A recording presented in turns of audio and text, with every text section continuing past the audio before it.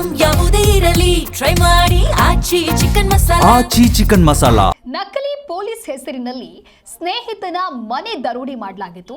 ಈ ಕೇಸ್ಗೆ ಸಂಬಂಧಪಟ್ಟಂತೆ ಬ್ಯಾಡರಹಳ್ಳಿಯ ಹೊಂಬೇಗೌಡ ಮನೆ ರಾಬರಿ ಕೇಸ್ಗೆ ಮತ್ತೊಂದು ಟ್ವಿಸ್ಟ್ ಸಿಕ್ಕಿದೆ. ಸ್ನೇಹಿತರ ಬಳಿ ಸೈಟ್ ಮಾರಿದ ಹಣವಿದೆ ಅಂತ ಹೇಳಿ ರಾಬರಿಯನ್ನ ಮಾಡಿಸಿದ್ದ. ಸ್ನೇಹಿತರ ಮನೆ ರಾಬರಿ ಮಾಡಿಸಿದ್ದಂತಹ ಸ್ಟಾಂಪ್ ವೆಂಡರ್ ಬಂಧನವಾಗಿದೆ. 52 ವರ್ಷದ ಬೆಟ್ಟೇಗೌಡ ಬಂಧಿತ ಆರೋಪಿ. ಹೊಂಬೇಗೌಡರ ಮನೆಯಲ್ಲಿ ದರೋಡೆಯ ಮಾಸ್ಟರ್ ಮೈಂಡೇ ಈತ ಆಗಿದ್ದ. ಈ ಕುರಿತಂತೆ ಮತ್ತಷ್ಟು ಮಾಹಿತಿಯನ್ನು ನೀಡಲಿದ್ದಾರೆ ನಮ್ಮ ಪ್ರತಿನಿಧಿ ವಿಶ್ವನಾಥ್ ದೂರವಾಣಿ ಸಂಪರ್ಕದಲ್ಲಿ. ವಿಶ್ವನಾಥ್, ನಕಲಿ ಪೊಲೀಸ್ ಹೆಸರಿನಲ್ಲಿ ಸ್ನೇಹಿತನ ಮನೆ ದರೋಡೆ ಮಾಡ್ತಾ ಇದ್ದಂಥ ಕೇಸ್ಗೆ ಇದೀಗ ಹೊಸ ಟ್ವಿಸ್ಟ್ ಸಿಕ್ಕಿದೆ. ಸ್ನೇಹಿತನೇ ಮಾಡಿದಂತಹ ಪ್ಲಾನ್ ಏನಿದು?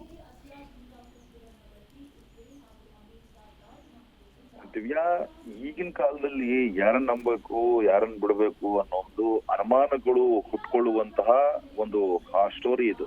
ಯಾಕಂದ್ರೆ ತುಂಬಾ ಆಪ್ತರಾಗಿದ್ದವರೇ ಈ ರೀತಿಯಾಗಿ ಕೃತ್ಯವನ್ನ ಮಾಡೋದಕ್ಕೆ ಸಪೋರ್ಟ್ ಮಾಡ್ತಾರೆ ಮತ್ತು ಯಾಮಾರಿಸುವಂತಹ ಕೆಲಸವನ್ನ ಮಾಡ್ತಾರೆ ಅನ್ನೋದಕ್ಕೆ ಇದೇ ಸ್ಪಷ್ಟ ಉದಾಹರಣೆ.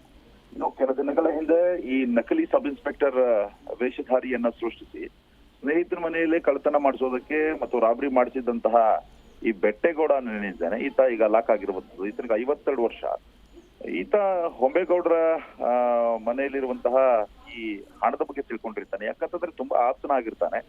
ಮೊದ್ಲಿಂದನೂ ಕೂಡ ಈ ಸ್ಟಾಂಪ್ ವೆಂಡರ್ ಆಗಿ ಕೆಲಸ ಮಾಡ್ತಾ ಇದ್ದಿದ್ರಿಂದ ಅನೇಕ ದಿನಗಳಿಂದ ಈ ಸ್ಟಾಂಪ್ ವೆಂಡರ್ ಬಳಿ ಅನೇಕ ಕೆಲಸಗಳನ್ನು ಕೂಡ ಮಾಡಿಸ್ಕೊಳ್ತಿರ್ತಾರೆ ಹೊಂಬೇಗೌಡರು.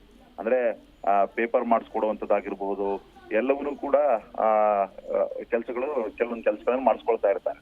ಹೀಗಾಗಿ ಇತ್ತೀಚೆಗೆ ಒಂದು ಸೈಟ್ ಕೂಡ ಮಾಡಿರ್ತಾರೆ. ಆ ಸೈಟ್ ಮಾರಿದಂತಹ ಹಣ ಮನೇಲಿರೋದು ಗೊತ್ತಾಗಿರುತ್ತೆ. ಹೀಗಾಗಿ ಈ ಬೆಟ್ಟೇಗೌಡ ಏನ್ ಮಾಡ್ತಾನೆ, ದರೋಡೆಗೆ ಐಡಿಯಾವನ್ನ ಕೊಟ್ಟು ಬಿಡ್ತಾನೆ. ಹೀಗಾಗಿ ಜೈಲಿಂದ ಈ ಪೆರೋಲ್ ಮೇಲೆ ಬಂದಿದಂತಹ ನಾಗೇಂದ್ರನಿಗೆ ಕರೆ ಮಾಡಿ ಕೂಡ ತಿಳಿಸಿರ್ತಾನೆ. ನಾಗೇಂದ್ರನ್ ಕರೆ ಮಾಡಿ ಇವ್ರ ಮನೇಲಿ ಇಷ್ಟು ಹಣ ಇದೆ, ನೀನ್ ಇಷ್ಟು ಹಣವನ್ನ ದೋಚಿದ್ರೆ ನಮಗೆ ಅನುಕೂಲ ಆಗುತ್ತೆ ಅನ್ನೋ ಅಂಗದಲ್ಲಿ. ಹೀಗಾಗಿ ಶಿವಾಜಿನಗರದಲ್ಲಿ ಶೂಟಿಂಗ್ ಅಂತ ಏನ್ ಇಟ್ಟಿರ್ತಾರಲ್ಲ, ಆ ಶೂಟಿಂಗ್ ಇದ್ದಂತಹ ಈ ಪೊಲೀಸ್ ಯೂನಿಫಾರ್ಮ್ ಅನ್ನ ಬಾಡಿಗೆ ತೆಗೆದುಕೊಳ್ತಾನೆ ನಾಗೇಂದ್ರ. ಅದಾದ್ಮೇಲೆ ಪೊಲೀಸ್ ಡ್ರೆಸ್ ಅಲ್ಲಿ ಮನೆಗೆ ನುಗ್ಗಿ ಈ 14 ಲಕ್ಷ ರೂಪಾಯಿ ಹಣ ಮತ್ತೆ 570 ಗ್ರಾಮ್ ಚಿನ್ನಾಭರಣ, ಇದಕ್ಕಿಂತ ಹೆಚ್ಚಿಗೆ ದೋಚಿರ್ತಾರೆ. ಸದ್ಯಕ್ಕೆ ಇಷ್ಟು ಹಣವನ್ನ ಮತ್ತು ಈಗ ಬಂಗಾರವನ್ನ ರಿಕವರಿ ಮಾಡಿರುವಂತದ್ದು.